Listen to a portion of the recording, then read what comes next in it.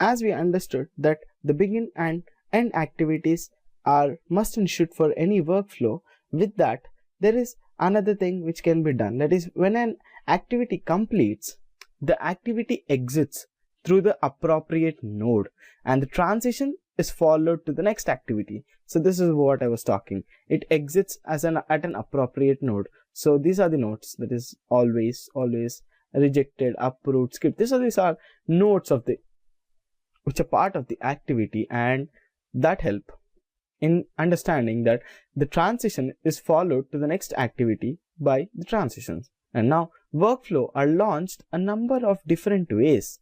Now this is another thing. How does this workflow get activated? Now maybe because now you understood, okay, I understood a bit that what is a workflow in ServiceNow. Now the next question is, wait, how does this actually get called? Yes, for the answer of how does an workflow get called, it can be triggered by field values on a record. Like if at all, if there is any change, for suppose let's assume that if we go to this room booking, yes, the room bookings, and then let's take this as an example. This is the hotel room booking. I'll say like I want to run the workflow whenever there is a change in the state, or whenever there is a change in the business justification, or number of persons become 6. I want to run a workflow and I say trigger a mail to the admin stating that 6 persons are coming, because anyone below 6 is that's okay for them, but 6 is a maximum count.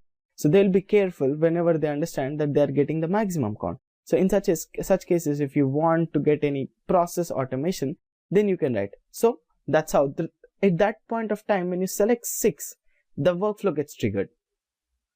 So that can be the one way, and the other is the UI action, and the other way is server-side script. Any business rule can call that. So these are the different ways of calling or launching the workflow. Well, when to use the workflows?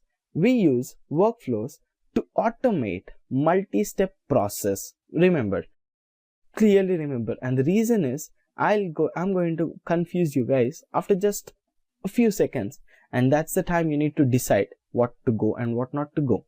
But basically the workflows there to automate the multi-step processes. It's like approvals, SLS are nothing but the service level agreements. We are going to have a separate tutorial or even SLS.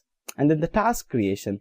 Currently if you see, we are only generating request, but in the near future we are going to even create tasks. And what are these tasks? Tasks are nothing but whenever there is a request, you do something. If you say that becomes a task. So we are going to assign a task, or we are going to create a task and give them. Okay, you finish the task and then you close the request. So that's how the task creation bit can be.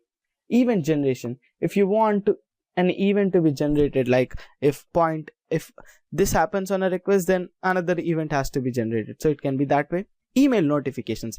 Now this is one of the common thing, like if there is an approval which happened, send an email. If the approval is rejected, then don't send the email. So in such cases, so there are some multiple steps, like you can even take within this 4 itself few as multi-step. Like initially we can go for approvals, and then once you get the approval, the task gets created, and then an email can be notified. So if you see, there are 3 things which should happen: approvals, task creation, and email notification. So there are 3 steps, and these 3 cannot be normally done in ServiceNow. In such cases, go to workflow where there are multiple steps to be done. Now the decision to use a workflow or not depends on whether you are automating a process or if the activity is a discrete action. So this is where now I'll ask a question. Do you really think that the approvals, the task generation, and the email notification can be done within ServiceNow without using workflows? Yes, there might be situations where if you do them individually, you don't need a workflow. Just for a single process, why do you require a workflow? That's not the way. That's not the real power of workflow is.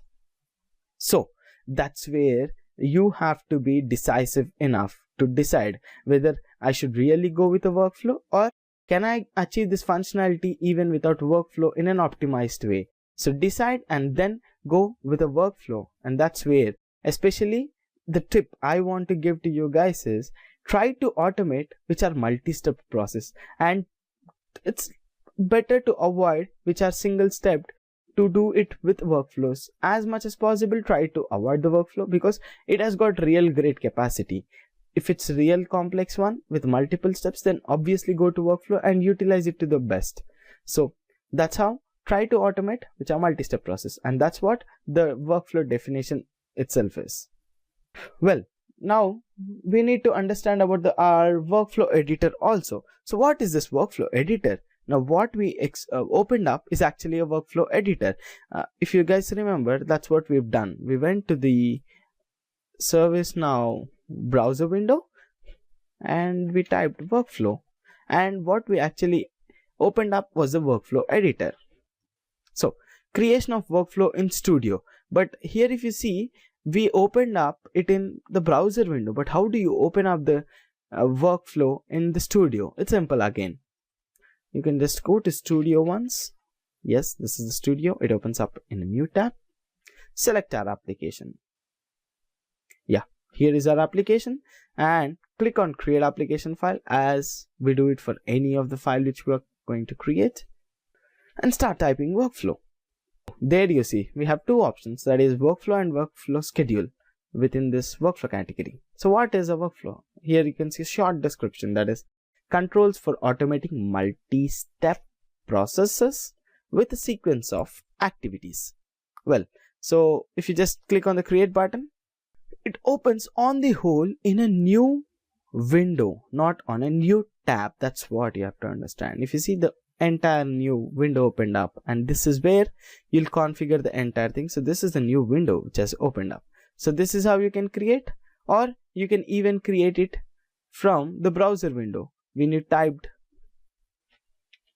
workflow editor, and then when the workflows are here, you can always click on this plus button which creates your workflow.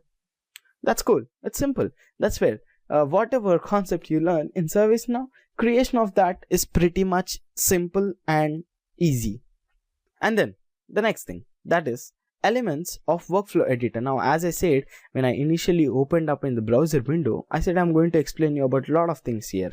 So let's go and understand the workflow editor. Basically, the workflow editor is a drag and drop development environment. Yes, because you might be getting a doubt when I showed you the core things, like here, these are the activities, and how we got these activities here is by selecting few things from approval. If you want approval, you go for approval. Like here you can see the approval group here, that is what it is, approval group. You actually put this, drag and drop it here. So that's how we create the workflows. So it's a drag and drop kind of feature on this workflow editor. So what is this? This is the canvas where we are creating our workflow, the so-called great workflows. And the canvas tabs create a new or access existing workflows, and multiple workflows can be opened. So the first one, canvas tabs, is this one. The tabs, now if I open up another workflow, it opens up here again as a new tab. So these are all the canvas tabs. If you even create a new one, it comes up as a new tab, a tab within the tab. Yeah, so you can just close it on the tab. That is about the canvas tabs. And what is the title bar? Title bar displays the workflow name, status, and controls for configuring, testing, and validating. So this is the title bar. Now there are many things actually. This is the workflow actions. You'll see few actions here. New workflow, open existing, workflow canvas help. You can even get a canvas help from here. And then this is the name of the workflow, and it shows published, out of scope. This is one more thing which we have to concentrate in understanding. The reason is, if you see, we are in which application scope? Yeah, the application we are in is hotel management. But when this workflow was created, the application was global, and that's why it was showing, dude, this is out of scope. Workflow version belongs to global, and for such things you cannot edit them because you are out of your scope. But if you are in the scope, then you can edit these workflows also. And then we can see here the workflow properties. You can always click on this and it starts showing all the workflow properties present within, like the name, checked out by, if there are anything. And you can see these are all non-editable, and it says the record is in global, but hotel management is your current application. To edit this record, click here. Yeah. So here you can see the inputs, any inputs given, or any activities which are happening, activity pinning.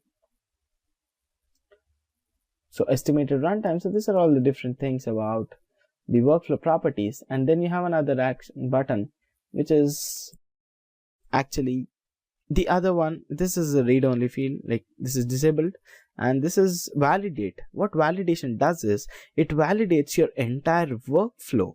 That is, it will check whether there are any errors in this or not. So we can use basically this validation as a pre-checking. Even before going into real time running the workflow, it's better you test it, like are there any basic level of things which are missing or not. That can be done here by validation.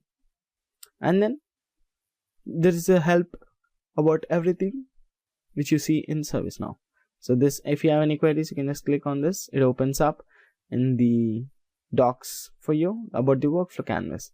So that's how this is the menu bar, like, and then that is the title bar. The next is workflow menu to configure the current workflow, the workflow properties as I've just shown you.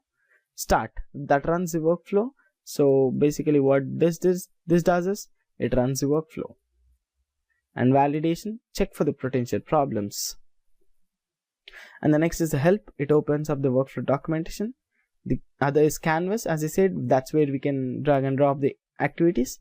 The other thing is a palette, which is at the right side, which has workflow and core tabs, and you can even create a new workflow there.